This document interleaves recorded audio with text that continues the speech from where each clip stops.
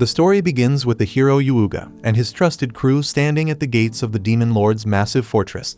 Just before the final battle begins, they hype each other up, ready to take on their ultimate mission. The castle doors slowly groan open, and multiple sinister eyes stare them down from the darkness within. As the group steps inside, they're immediately greeted by the Demon Lord's cocky general Yaoki, who wastes no time taunting them, claiming they're far too weak to be any real threat. Without hesitation, the party's mage launches a blazing spell straight at him, but Yaoki effortlessly swats it aside. The swordsman charges next, aiming for a quick slash, but Yaoki dodges with ease and drives a punishing kick into his gut, sending him flying.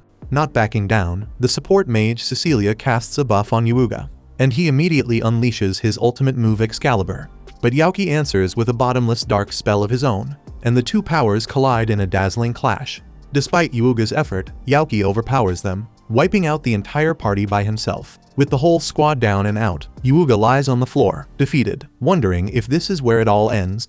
He then blacks out, only to have Yaoki, strangely enough, start healing everyone on the ground.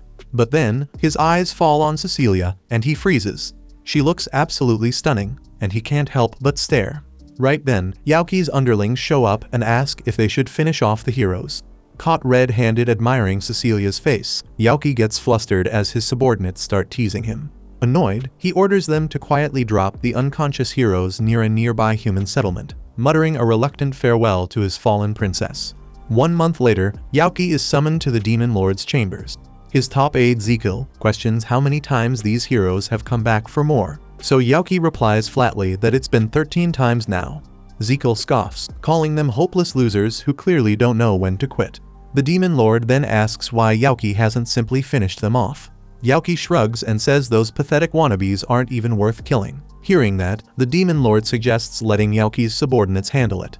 But Yaoki's eyes twitch because he knows his own men wouldn't survive against Yuuga's team, and he also doesn't want Cecilia to get hurt. So with a mix of pride and protectiveness, he volunteers to take them out himself. The Demon Lord grins silently, giving Yaoki the green light. As Yaoki stepped out of the throne room and made his way back to his quarters, a heavy feeling settled in his chest. He couldn't help but worry about the hero's fate. Deep down, he understood he was the only one strong enough to stand against them, and if he didn't, they had the power to kill the Demon Lord themselves. With that in mind, he found himself unsure of what move to make next, especially with the Demon Lord's grip on the world tightening by the day. The following day, the heroes showed up at the Demon Lord's castle once again. After Yaoki effortlessly knocked back their swordsman and Yuuga, the assault mage Mikana stepped up to retaliate. Her first barrage of magic was blocked without much effort, but right after, she launched a follow-up spell in complete silence, catching him off guard. Still, Yaoki managed to react just in time, and the sheer speed of his defense left Mikana stunned. Off to the side, Yaoki spotted Cecilia healing her teammates, and the sight made him blush for a moment. He broke into laughter and began mocking the heroes for their pointless attempts at taking him down. But Yuuga wasn't backing down and unleashed a mighty Excalibur spell in a last-ditch effort to stop him. Unfortunately, Yaoki tanked the blast without flinching and told them plainly that they'd never stand a chance against him. Even so, Yuuga stood firm, saying they had no choice but to press on if they wanted to defeat the Demon Lord. Then out of nowhere, Yaoki pointed straight at Cecilia and told them he'd let them pass, only if they left her behind. Yuuga immediately rejected the idea, but Mikana, trying to stay pragmatic, considered the offer. She argued that Yaoki had the strength to wipe them out whenever he felt like it, so they should take the opportunity and focus on their real mission. Yuuga still refused to leave their healer behind, but Cecilia spoke up for herself and said she was willing to remain. With heavy hearts, the group moved on, swearing to come back for her after they took down the Demon Lord. Once they were gone, Cecilia turned to Yaoki and demanded to know why he'd made her stay. Assuming he was itching for a fight, she quickly prepared a spell, but Yaoki threw up his hands and surrendered, asking to talk instead. She questioned why he was introducing himself like a gentleman if he planned to kill her anyway. He simply answered that if he truly wanted her dead, she would have been gone long ago. Slowly lowering her guard, she took a breath and asked what it was he really wanted. Yaoki gathers what little courage he has left and confesses that he fell for her the moment he saw her, admitting that he wants to be with her.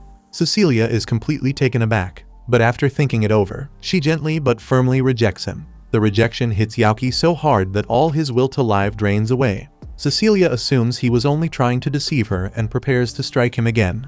But when Yaoki doesn't even attempt to defend himself, she halts her attack halfway through. Yaoki urges her to go on and finish him off, saying he has no desire to keep living. Refusing to believe someone could give up that easily, Cecilia presses him for the truth. He then explains that he has spent his entire life imprisoned inside the Demon Lord's castle, only allowed outside to wipe out human villages, something he never wanted to do. Stunned, Cecilia insists that demons are inherently evil. Yaoki responds that even though he looks like a demon, he was actually reincarnated from another world. Still confused, Cecilia listens as he explains that he is human on the inside, trapped in a demon's body. Realizing that reincarnated people usually possess overwhelming power, she questions why he hasn't defeated the Demon Lord himself. Yaoki explains that killing the Demon Lord would make him the next ruler of the demons, forcing him to commit horrific acts against humanity.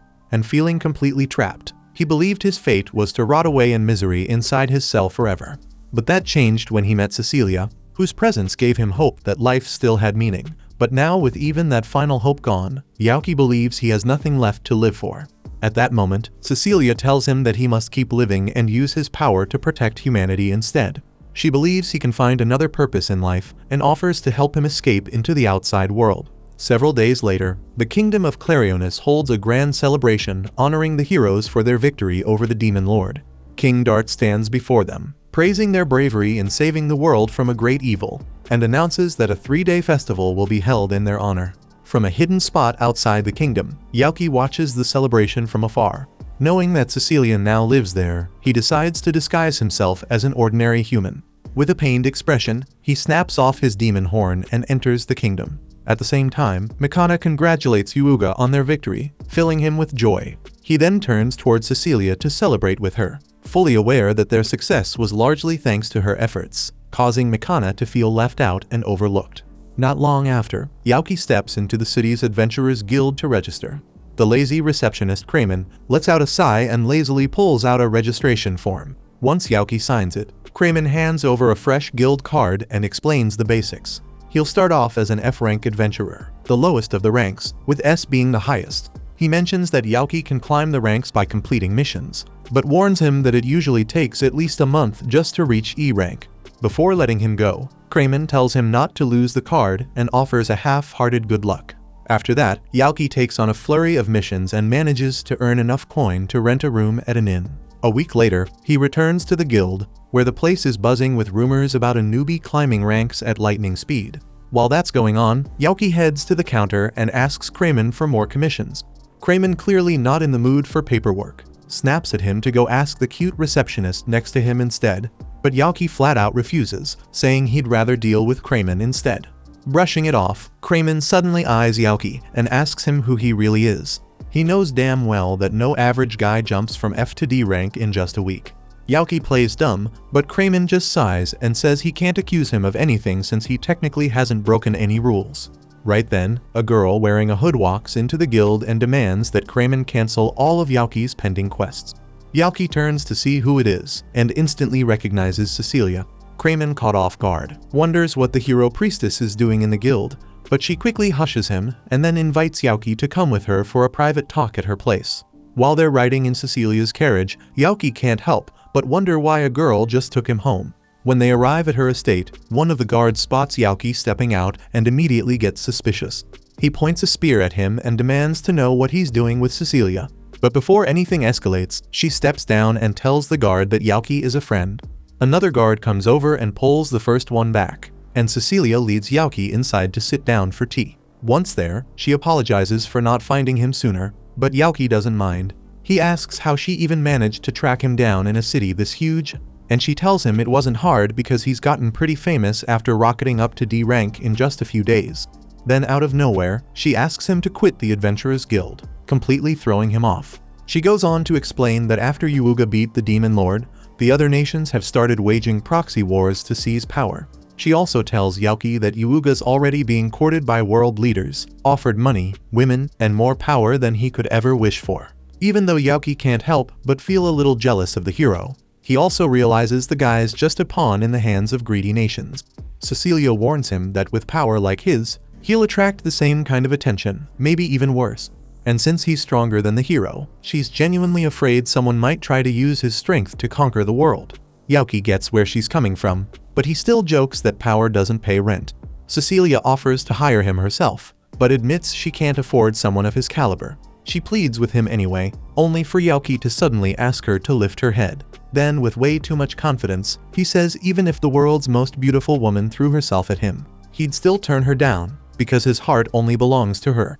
That makes Cecilia burst into laughter, while Yaoki instantly regrets going that hard with his words. A moment later, Cecilia's mother, Celia, enters the room.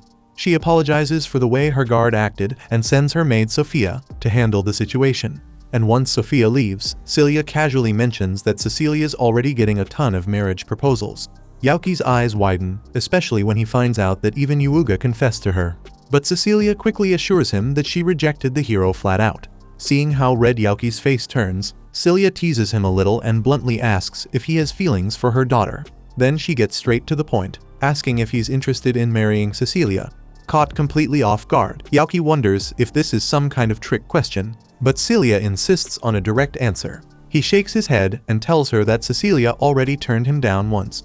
He explains he's working hard as an adventurer, so that one day he'll be able to propose properly. Celia raises an eyebrow and asks if he's really turning down such a generous offer, but Yaoki stands firm, saying he'll always respect Cecilia's wishes. That finally earns her approval, and she admits it was a test to see if he'd drool over the opportunity like some desperate lowlife, and since he didn't, she tells him he's welcome to visit their house anytime. Later, Cecilia tells Yaoki that her mom might actually like him, and although the idea kind of stresses him out, he's grateful for the chance he got. He then asks if it's okay to start calling her by her first name. She agrees, and even calls him by his name. Overwhelmed, Yaoki lets out a loud cheer, feeling like he just inched a little closer to winning her heart. The next morning, Yaoki tracks down a cockatrice for his quest and slips through every energy beam it launches like it's child's play. The more he dodges, the more the beast loses its mind, flapping and screeching as it charges him in a blind rage. But the second it gets within striking distance, Yaoki blasts it with a thunder spell so strong it lights up the sky, frying the giant bird where it stands. With the job done, he casually strolls over and starts plucking out every last feather, wrapping up the mission without breaking a sweat. Right then, a Dullahan appears, and just moments later, a harpy dive bombs from above, launching an attack on Yaoki. Then a second boy rushes in to join the assault, forcing Yaoki to shout and remind them all that he used to be their leader. When they finally recognize that the boy is actually Yaoki in disguise, Duke demands to know why he disappeared after the Demon Lord died. The others are just as confused, prompting Yaoki to finally explain why he left so suddenly. He starts by proudly revealing that he confessed to Cecilia and got brutally turned down.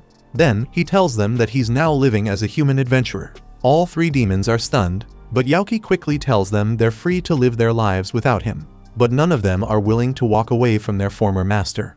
They're way too curious about the girl who drove him to quit his old life. Yaoki insists they stay behind, warning them about the headaches of hiding their identities with convincing disguises, but none of them back off. Eventually, Yaoki gives in and agrees to let them tag along. He removes their demonic traits one by one. But when Cecilia learns that Yaoki went as far as to pluck every feather off the poor harpy, she completely lays into him for being a heartless jerk. Yaoki admits he messed up and apologizes, much to the demons' amusement as they watch him get chewed out. Later, Cecilia invites everyone into her home for some tea. She's surprised by how well all three demons manage to blend in with human appearances.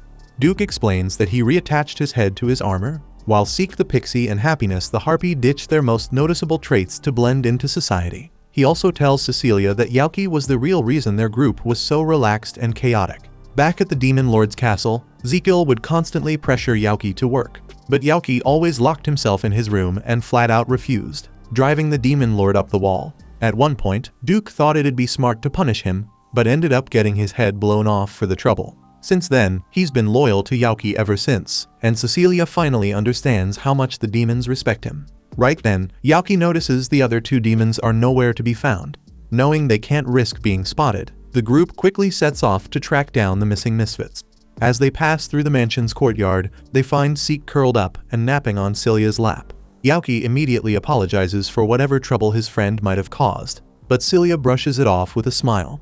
She explains that she'd just been quietly watching Seek while he played alone, and he eventually dozed off from exhaustion. Yaoki nods in understanding, but then asks where Happiness went, since she was supposed to be with Seek.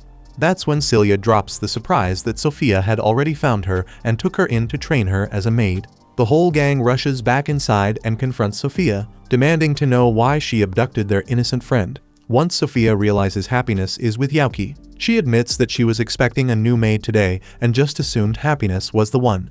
Yauki apologizes for the mix-up and tells Happiness to go ahead and change out of the outfit. But for some reason, she flat out refuses.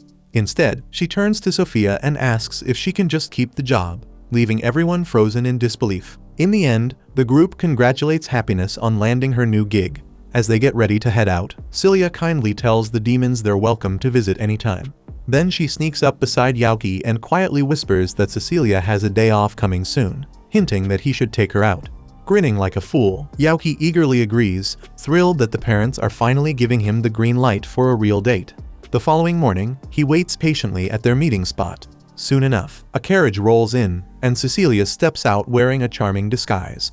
Yauki stares at her, stunned, until she nervously asks if something's wrong. He quickly explains that her glasses just completely threw him off, so she reminds him that she has to stay hidden. After all, everyone in the city knows her face. She apologizes for dragging him into all this trouble, but Yauki just shakes his head and promises he'll make this their best day yet. The two of them then wander through the lively streets together. While walking, Cecilia spots a cozy little bakery and makes a mental note to come back for tea. She soon pauses to admire some lovely flowers at a corner stall, though Yauki secretly thinks none of them even come close to her.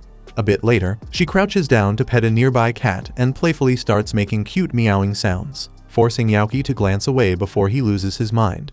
Not long after, the pair stroll into a boutique, where Yauki helps her pick out a stunning red dress. After that, Cecilia thanks Yauki for spending the day with her, saying she finally feels refreshed from her usual exhausting routine. Caught off guard, he's genuinely glad that his presence helped ease her stress.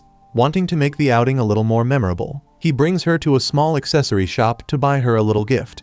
Not far off, Yuuga is also strolling around the city with Mikana, both of them disguised. The moment he spots Cecilia, Yuuga instantly calls out, but Mikana quickly shuts him up, trying to keep their cover intact. Still, Yuuga strolls right up to Cecilia, casually asking what she's doing out here. He tells her he's just out exploring the town with Mikana and casually invites her to tag along, completely ignoring Yauki like he doesn't even exist. Cecilia tries to point out that she's actually spending time with Yauki, so Yuuga reluctantly agrees to let him come too. Then, without waiting, he grabs Cecilia and drags her off toward the accessories store, leaving Mikana visibly annoyed that her first real date just got hijacked. She turns to Yauki and bluntly asks if he's on a date with Cecilia too. When he nods, Mikana immediately orders him to seduce Cecilia, hoping it'll finally shift Yuuga's attention back to her. While Yauki's brain starts to overheat, thinking Mikana's being supportive, she snaps him out of it by flat out calling him a pathetic eyesore. She storms into the store, leaving Yauki standing there wondering if Yuuga's still trying to flirt with Cecilia even after she turned down his marriage proposal. Fueled by frustration and jealousy, Yauki heads in, dead set on protecting the girl he loves. Once inside, he gently asks Cecilia if she'd like a gift. She hesitates, not wanting to trouble him, but Yauki insists that he wants to make the day feel special for her. Just then, Yuuga notices Yauki talking to her and immediately barges in without a shred of manners. While Yuuga goes off to get something flashy, Yauki quietly picks out a lovely necklace and gives it to Cecilia. She's delighted by the pretty pendant, clearly touched by the gesture. But the moment doesn't last. Yuuga barges back in, flashing the most expensive item in the shop, thinking it'll win her over, but it barely gets a glance. Then, without asking, he snatches her hat off and tries to force the accessory onto her, completely blowing her cover. In a flash, the entire store realizes who she is, and a massive crowd swarms them. Yauki gets shoved aside like garbage while the mob rushes Cecilia and sweeps her out of the store. Scraping himself off the floor, Yauki tries to chase after them, only to stumble into another hero getting mobbed by a horde of fangirls. Spotting Levin, the swordsman from Yuuga's team, Yauki pauses, unsure if he should step in. Thinking fast, he suddenly points off in a random direction and shouts like he just saw the hero nearby. The starry-eyed girls immediately bolt after the imaginary sighting, leaving Levin behind. With the coast clear, Yauki grabs Levin and pulls him into a secluded alley since the knight still hasn't said a word. Noticing the silence, Yauki wonders if Levin simply doesn't feel like talking. Just as he turns to walk off, Levin finally calls out in a hesitant voice, clearly embarrassed. Hearing the soft tone, Yauki starts to wonder if the charming knight is insecure about how he sounds. Levin quietly nods and asks if his voice comes off as unmanly. But Yaoki doesn't laugh or judge. He tells him straight that everyone's got something they're not too proud of. Caught off guard by the kindness, Levin stares at him while Yaoki starts scanning the street for Cecilia. Touched by his thoughtfulness, Levin shyly asks if Yaoki would be interested in being his friend. The sudden offer catches Yaoki off guard, and just as Levin starts doubting himself, Yaoki accepts with a smile before quickly turning back to search for his missing date. After a while of searching, he starts to wonder if Cecilia's alright on her own in such a big, unfamiliar city. On the other side of town, Cecilia is also looking for him when she comes across a lost little boy. She heals a cut on his knee and asks where his parents are. The boy starts tearing up, saying he lost his mom. His cries echo just enough for Yaoki to hear from nearby, and he rushes over, stepping in like some wannabe hero. Cecilia blinks in surprise, but immediately scolds him for making promises he can't keep. Watching a grown man get lectured leaves the little boy chuckling at Yaoki's expense. Shrugging it off, Yaoki teams up with Cecilia to help find the boy's mother. While walking, he gently suggests that Cecilia head home in case another crowd causes trouble. But she shakes her head and says she's not backing down. If anything happens again, they'll handle it together. Yaoki nods and keeps moving, only to glance back when Cecilia suddenly sneezes, despite the weather being blazing hot. Meanwhile, Yuuga's still wandering the city looking for Cecilia. Mikana tells him to drop it and go home, but he brushes her off and takes off running. Left behind, Mikana clenches her fists in frustration, feeling ignored on what was supposed to be their date. Not long after, Yuuga catches a glimpse of Cecilia standing with Yaoki. He spins around to tell Mikana, only to realize she's completely gone. The following morning, Yaoki finds out that Cecilia fainted on her way back home. Celia calmly explains that her daughter caught a nasty cold and she was already worn out, and thanks to Yuuga's little stunt, the crowd pushed her over the edge. Celia also mentions that Yuuga kept barging into her daughter's business, so she sent Sophia to handle him. Yaoki blinks in shock, wondering how casually Sophia could just toss the hero out like yesterday's trash. But Celia smiles and praises him for taking care of Cecilia so well. She gives him permission to visit her upstairs, and Sophia escorts him to her room. When Sophia knocks on the door, Cecilia panics from inside, mortified at the idea of Yaoki seeing her room. Sophia calmly reassures her, mentioning that she already hid the stuffed teddy bear, completely nuking whatever cool points Cecilia had left. Finally, Yaoki steps inside, clearly flustered just being in a girl's room. He sits beside her as she lies in bed, looking tired but still smiling. Feeling guilty, Yaoki admits it might be his fault she got sick, since he dragged her around so many places. Cecilia plays along and says he'll just have to make it up to her by planning an even better date next time. Lighting up, Yaoki leaps to his feet and starts boasting like some over-the-top hero ready to whisk her away on a grand adventure. Watching him put on such a ridiculous act, Cecilia bursts out laughing. That of course doesn't sit well with Sophia, so she storms in, grabs Yaoki without hesitation, and chucks him straight out of the room, yelling that he'll only make her condition worse by making her laugh so hard. Later, as Yaoki walks home rubbing his back, he spots Levin heading towards Cecilia's mansion. Curious, Yaoki stops him and asks what's going on. Levin says he's planning to confess to a girl, and he admits that she made him feel seen. She complimented his soft voice instead of mocking it, and he's been drawn to her ever since. Still, he's not sure he's good enough. Yaoki waves it off, telling him that a tall, good-looking guy like him has nothing to worry about. Feeling pumped up, Levin thanks him and walks off towards Cecilia's house. As Yaoki watches him leave, he casually wonders who the lucky girl is, only for the realization to hit him like a truck. That kind, supportive girl Levin's in love with. It's gotta be Cecilia. And just like that, Yaoki realizes he may have accidentally cheered on his own love rival. He keeps trying to convince himself that there's no freaking way Cecilia would actually go for some out-of-the-blue confession from Levin. But the more he thinks about it, the more it eats at him after all. They were traveling together in the hero's party, side by side through God's know what, and maybe something did spark between them. That thought hits him like a gut punch, and before he knows it, he's spiraling hard, right up until he sees Levin dragging himself back from the mansion like he just got steamrolled. The poor guy seriously thought the worst thing that could happen was a simple no, but reality slapped him even harder.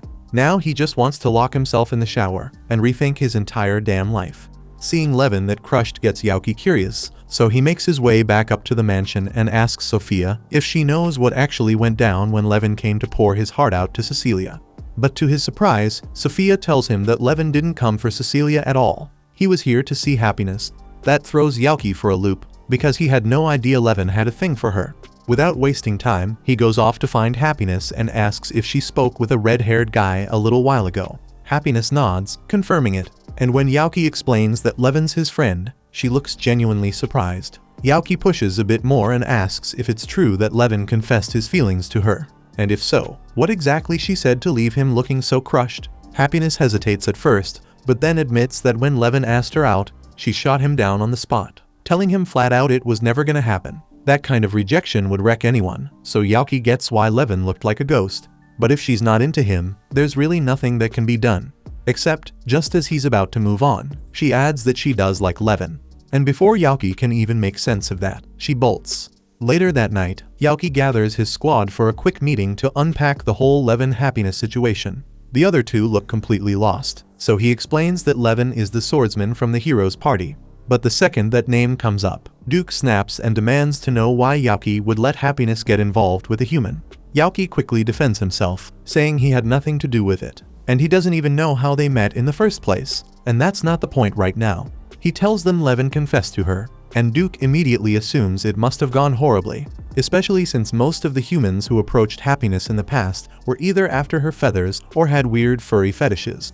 Either way, not a great history. But Seek's not convinced she hates humans. After all, she chose to work here as a maid because she genuinely liked the people in the mansion. So if she gave Levin the time of day, it probably means she saw something good in him. The following morning, Yaoki shows up at the guild like usual, but something feels off. Kramen isn't around. One of the other receptionists waves him over, recognizing him as the guy who's always chatting with the Vice Guild Master. At first, Yaoki's confused because he's never spoken to the Vice Guild Master. But she clarifies that lazy, unbothered Kramen is actually the second in command around here. That hits like a brick, but Yaoki brushes it off for now and just asks where the hell Kramen went. It's supposed to be under wraps, but since she knows they're close, the receptionist leans in and quietly tells him the truth. Kramen's in the hospital after getting into it with his wife.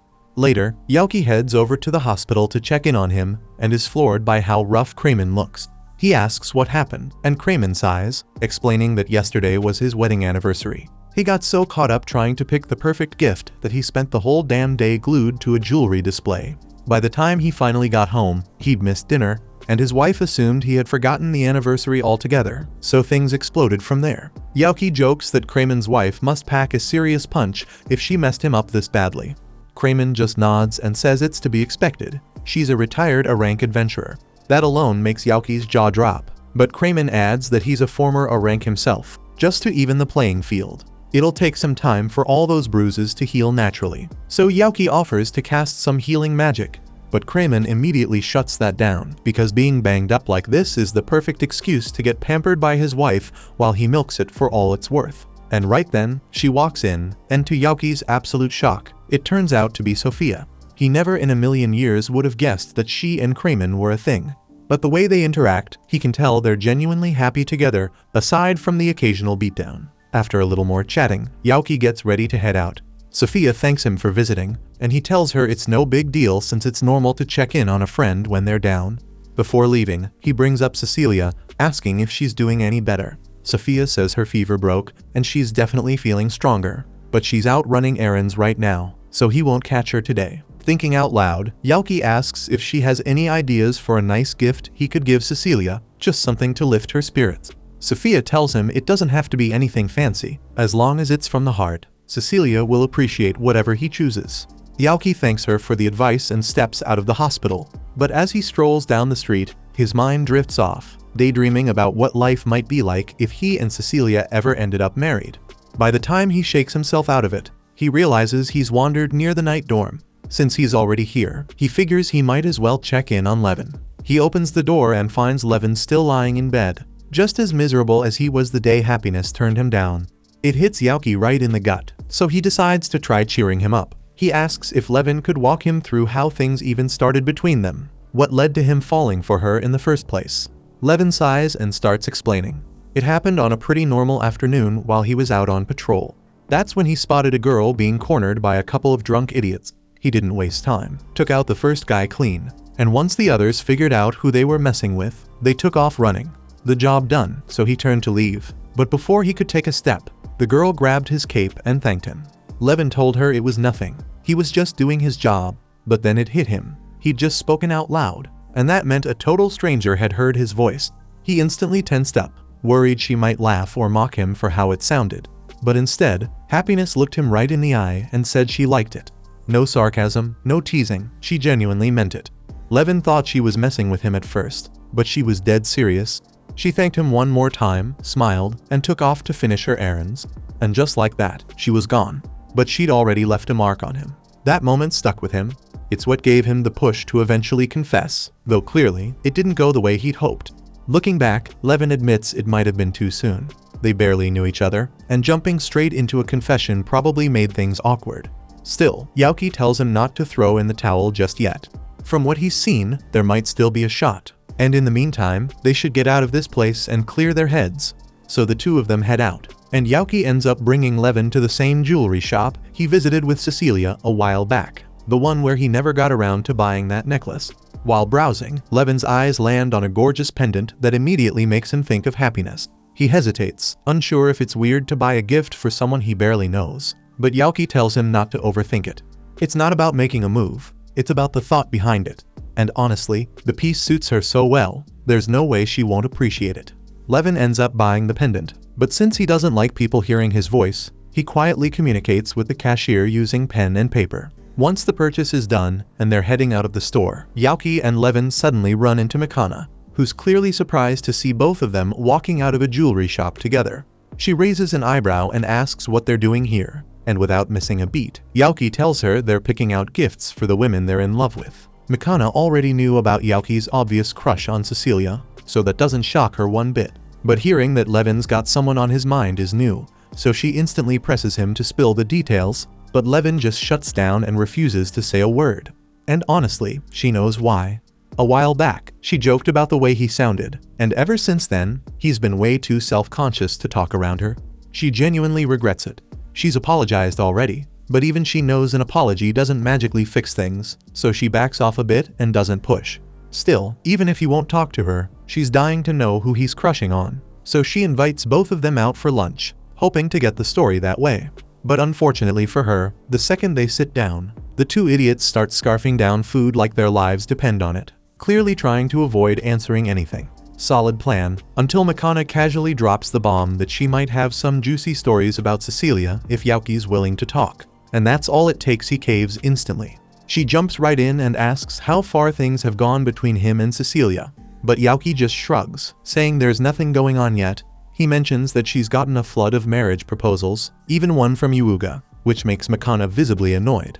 She can't understand how the guy still hasn't picked up on any of her signals. He's always been a clueless moron, the kind who'd accidentally walk in on Cecilia while she was changing or in the bath without even realizing what he'd done.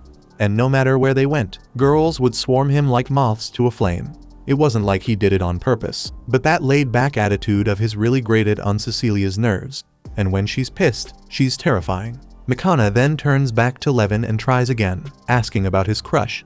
But before he can even respond, Yaoki cuts her off because he's not about to let her mess with Levin. She quickly defends herself, saying she's not trying to tease him or make fun of him. She's just got some love-life problems of her own and thought maybe talking about them with someone would help. To be honest, she's convinced Yuuga resents her for something she did. She tells Yaoki that even though the kingdom's official report claimed they crushed the demon lord, the truth is they got their asses handed to them multiple times by some random demon general, no less. And every single time they lost, they'd end up waking in a nearby village, all healed up like nothing happened. But it didn't matter how many times they regrouped and came back. That same demon kept trashing them worse each time. Yaoki starts feeling kind of guilty at this point, remembering how he deliberately stalled their progress a few times just so he could sneak a few extra glances at Cecilia. Still, it's not like he meant to humiliate them. Either way, after every defeat, the hero party had no choice but to lie to the public and pretend they were winning, just to keep morale from falling apart. But their supplies were drying up, and if they didn't take that demon down soon, the people were going to lose all faith in them. That's when, during one of their attempts, the demon made them a deal. It said it would let them walk straight into the demon lord's throne room without resistance, on one condition: they leave Cecilia behind. And it was Mikana who pushed the group to accept. Her argument was that if they failed again, Yuuga's reputation as a hero would be ruined, so they agreed and left Cecilia behind. She survived somehow, But Mikana doesn't think Yuuga has forgiven her for what she did. He still smiles and jokes around, but she can feel it. His view of her changed that day. Cecilia probably sees her differently too, and things have been weird between all of them ever since. Yaoki knows this mess is partly on him. His selfish choices helped create the divide in their group, and now it's too tangled for him to fix alone. He asks Mikana if she's at least tried to talk to Cecilia about it. But how is she supposed to bring it up? And what is she supposed to say? Sorry for throwing you to the wolves, but I didn't want Yuuga to look bad. That won't exactly fix anything. Yaoki gets it. It's not an easy thing to admit. But if she doesn't say anything, this awkward silence between them is going to last forever. So he tells her to at least think about facing it. Mikana quietly nods, realizing he's right. If she ever wants things to feel normal again, she's got to make the effort to fix what she broke. Inspired by that, Levin decides to step up too, and he wants to try talking to Happiness one more time. So he and Yaoki make their way back to Cecilia's house.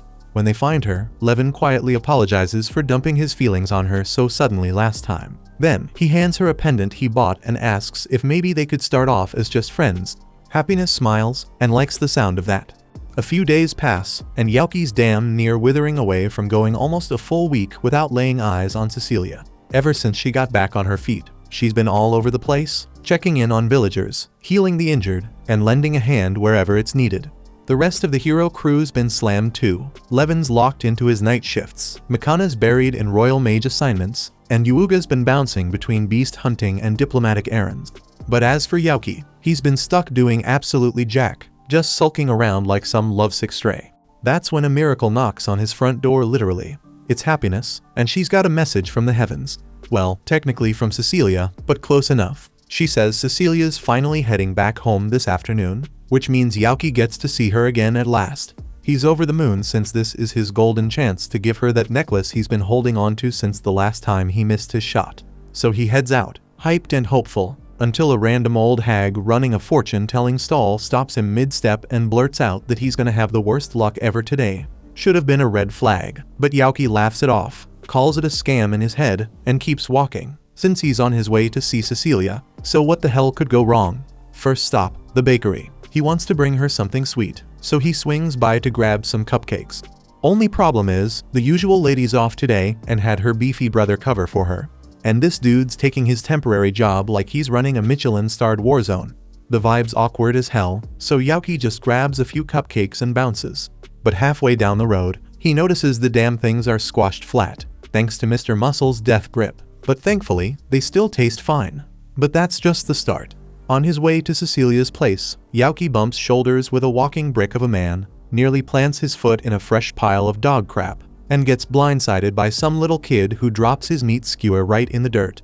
Yaoki could have shrugged and walked off, but no, he's too nice for his own good. He ends up buying the kid a replacement just to stop the waterworks, even though it wasn't even his fault. Up to this point, it's all just been dumb little setbacks. But the universe isn't done yet, because not 2 steps later, some random punk slips by and swipes Yaoki's wallet clean. A lot of guys would just call it a loss and move on, but not Yaoki. That's his hard-earned cash, and he's not about to let some thief run off with it. So he taps into his power, chases the dude down, and beats the brakes off him. Totally deserved, but the only issue is Yuuga rolls up just in time to catch Yaoki mid-beatdown, looking like he's mugging some poor soul in broad daylight. Yaoki tries to set the record straight and explain it's all just a big misunderstanding, but Yuuga isn't having it.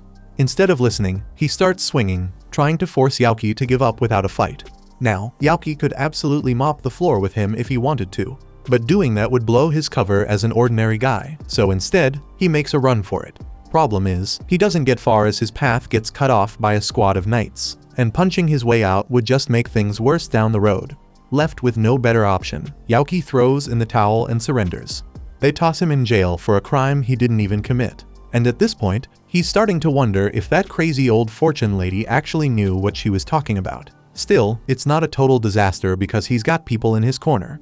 Not long after, Duke swings by to check in on him. Turns out, Duke got scouted by the Royal Knights just a few days ago, and he thinks it's hilarious that Yaoki's already found himself in such a ridiculous mess. Yaoki insists he didn't do anything wrong, but Duke already figured as much. He tells him not to stress because Levin caught wind of the situation and is digging into it as they speak, so it's only a matter of time before it all gets cleared up. Right then, another knight named Irene shows up and gives Yaoki the news. He's officially in the clear and free to go. Yaoki breathes a huge sigh of relief, but then she drops something unexpected. Apparently, Yuuga wants to meet up with him to apologize, which is the last thing Yaoki thought he'd hear today. Later that day, the two of them sit down at a restaurant, and Yuuga is genuinely apologetic for the whole mess. To make it up to him, he offers to treat him to a proper meal. Yaoki is kind of stunned by how sincere and pure the guy seems. There's no trace of bad blood or shady intent, so he accepts the offer. After they finish eating, Yuuga tries to strike up some casual conversation. He admits he had no idea Yaoki was on good terms with Levin, and even though he didn't recognize him right away, now that they've talked a bit, he realizes that Yaoki is the same guy he spotted with Cecilia the other day. So naturally, he asks about their relationship. Yaoki keeps it cool and simply replies that the two of them are just friends for now. That clearly puts Yuuga at ease, but then he says he wants to ask a favor. He wants tips on how to get along with Cecilia. And honestly, that's the last topic Yaoki wants to touch with this guy. He tells Yuuga that he and Cecilia only recently became close, so if he's serious about learning how to connect with her, he should probably talk to someone who's known her for way longer, like Mikana. But Yuuga quickly shuts that down, saying Mikana probably hates Cecilia's guts, so asking her is out of the question. Yaoki's stunned to hear that and immediately asks if Mikana actually said that to Yuuga's face, but Yuuga admits that she didn't, and he just knows she doesn't like Cecilia. He explains that during the final battle, it was Mikana who convinced the others to leave Cecilia behind, and there's no way she would have done that if she didn't hate her. But Yaoki doesn't think that's a fair assumption, especially since Yuuga never even talked to her about it. He tells him that Mikana was just as wrecked as the rest of them over what happened. She cried the entire time, but Yuuga fires back, asking how the hell Yaoki would even know that, considering he wasn't there. Now, Yaoki does know, because he was there. He was the demon that day, but since he obviously can't just drop that bomb, he tells Yuuga that Mikana told him. Still, he can't bring himself to believe that Mikana wasn't to blame, because if she's not, then that would mean he was. That he was the one who failed Cecilia. And if that's true, then he's not sure he could ever forgive himself. Yaoki doesn't sugarcoat it. He tells Yuuga to quit deflecting and stop dumping the blame on his friends, because if he can't even own up to his own mistakes, then he's got no right calling himself a hero. That hits Yuuga hard, so hard that he suddenly breaks down crying. Yaoki immediately wonders if he maybe went a bit too far yelling at him, but turns out the message actually got through. Yaoki's words helped Yuuga realize just how badly he messed up. Mikana's been his ride or die since they were kids. She's stuck with him through everything, backed him up the moment he became a hero, and yet he couldn't bring himself to trust her. Instead, he assumed she left Cecilia out of spite. Now he's just stuck wondering how the hell he's supposed to make things right with her. Yaoki tells him the answer's simple, just say sorry. Mikana clearly still cares about him, and even if she gives him some tough love, she'll forgive him for sure. That puts the fire back in Yuuga. He gets hyped up and says he's going to apologize to her right now. Only, he's a bit too nervous to show up alone, so he begs Yaoki and Levin to tag along. Eventually, all three of them make it to Mikana's place, and while Yuuga is practically vibrating with determination, Yaoki's low-key annoyed he had to come all this way when all he wanted was to finally see Cecilia today. Yuuga tells them he just needs some emotional backup, so they can wait outside while he goes in to handle it. Yuuga walks straight into the house and rushes up to Mikana's room, only to barge in right as she's in the middle of changing. Mikana instantly panics and freaks out, but Yuuga stays completely stone-faced and tells her he's got something important to say. He admits he's finally realized how unfair he's been to her all this time, blaming her for abandoning Cecilia when that wasn't even the truth. He knows that just saying sorry won't magically fix everything, but he hopes she can forgive him so they can go back to how things used to be. Mikana feels a huge wave of relief knowing that Yuuga doesn't resent her anymore. But then she remembers that she's still standing there in her underwear, and now she's not sure which part is worse. The fact that Yuuga walked in on her while changing, or the fact that he didn't even flinch. Either way, she's still pissed about it, so she decides to take out her frustration on him. Outside, Yaoki and Levin can hear the chaos unfolding upstairs, but there's really nothing they can do to help, so they both shrug it off and leave Yuuga to his doom. Finally free to head over to see Cecilia, Yaoki makes his way through the streets and ends up passing by that same fortune teller again. Just like before, he assumes it's a scam and keeps walking without giving her the time of day. She clearly doesn't appreciate being ignored twice in one day. That said, it looks like Yaoki's luck is finally starting to swing in his favor. so maybe he must have done something good without even realizing it. A little farther down the road, Yaoki runs into the owner of the cake shop. She just found out that her musclehead brother accidentally crushed most of the cupcakes Yaoki bought earlier, and she feels awful about it.